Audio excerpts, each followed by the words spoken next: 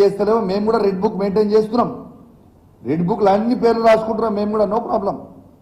Matter of time వచ్చినప్పుడు మళ్ళీ మీకు కూడా తీవ్రమైన పరిణామాలు ఎదుర్కోవాల్సిన పరిస్థితి వస్తుంది. కాబట్టి మీరు దయచేసి, మీ మీద మాకు గౌరవం ఉంది, మిమ్మల్ని మేము బెదిరిస్తలేము, కానీ మీకు జస్ట్ గుర్తు చేస్తున్నాం మీ బాధ్యతని.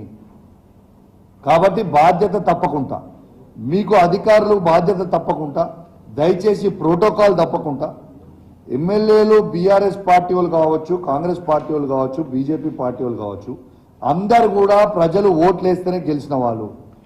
దయచేసి అందరికీ as per protocol, as per watt ever ఉంటే దాని ప్రకారం మీరు చేయండి. తప్పితే మీరు జాదా హుషారీ చేస్తే జాదా హుషారీ జాన్కు ఖతరా అవుతుంది.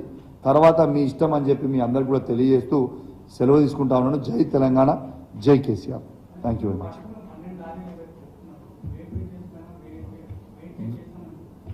ఎస్, డబుల్ ఉంది బ్రదర్. ఇప్పుడు 30, ఇప్పుడు ఎగ్జాంపుల్ నీకు చెప్తామా, 2.5 tons. ఇప్పుడు ఎగ్జాంపుల్ నీకు చెప్తున్నా. ఇప్పుడు ఒక లారీ TS 36 TA 4689 అని ఒక లారీ ఉంది. ఈ లారీ దీంట్లో వీళ్ళు యాక్చువల్లీ ఈ లారీ పోవాల్సింది 32 tons, లేకుంటే 36 tons మ్యాక్స్. ఇగో వే బ్రిడ్జ్ దగ్గర చేసింది, you can see it is 76.5 tons. అంటే లిటరలీ డబుల్ మీద, it's more than double, it's double అనుకోండి.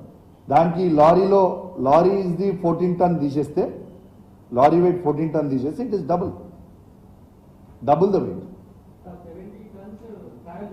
ఎస్, ట్రావెల్ చేస్తాం. It is the truth, it is live. పట్టుకున్నాం, ఎవిడెన్స్ చూపించినాం. అయితే అరే రూల్స్ కదా బ్రదర్, అయితే నేను తయారు చేసింది కాదు కదా, లైవ్గా ఆర్టీఓ గారు ముంగట ఇవి లైవ్గా వే బ్రిడ్జ్ తీసుకొని వచ్చినా, మీకు ఇవి చూసినాం. అందుకే యాక్సిడెంట్స్ అవుతున్నాయని చెప్తున్నా.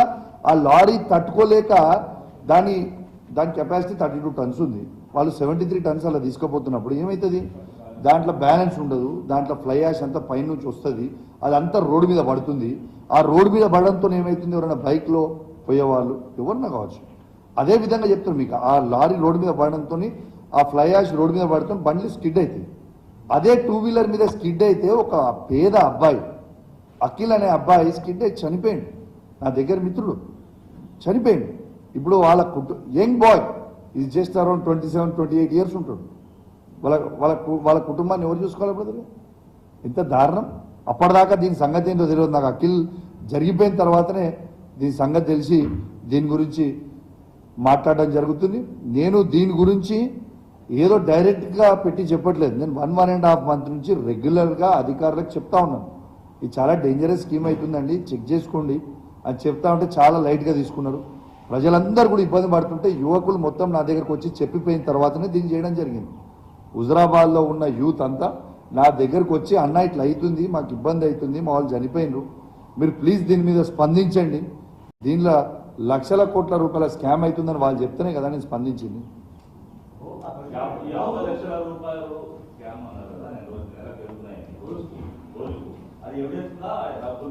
బ్రదర్ క్యాష్ తీసుకున్న దానికి ఎవిడెన్స్ వీడియోలు ఉంటాయా బ్రదర్? మీ క్యాల్కులేషన్ సింపుల్గా చెప్పినా, నీకు సింపుల్ క్యాల్కులేషన్ నేను ఎక్కువ చెప్పచ్చు నాన్న.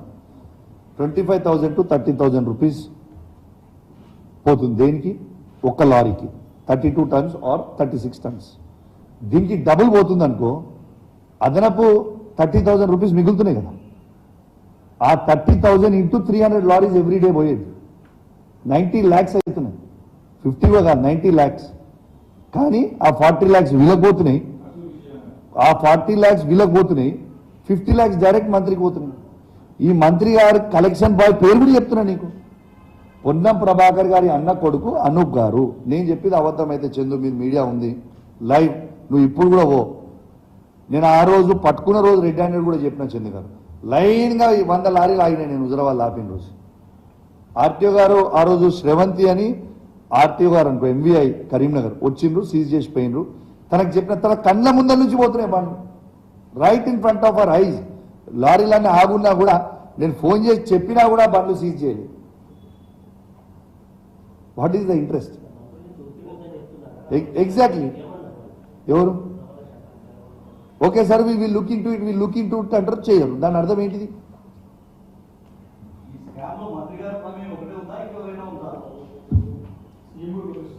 ఇవాళ సీఎం నాయకత్వంలో రేవంత్ రెడ్డి గారు ప్రభాకర్ గారు పోతుందన్నట్టే కదా.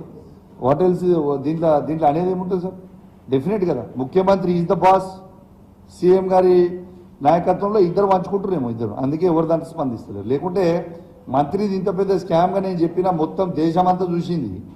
చూసిన తర్వాత ఇప్పుడు ఏమైపోయింది, ఇది ఆర్పీ ట్యాక్స్ అయిపోయింది అంతే, రేవంత్ పొన్నం ట్యాక్స్.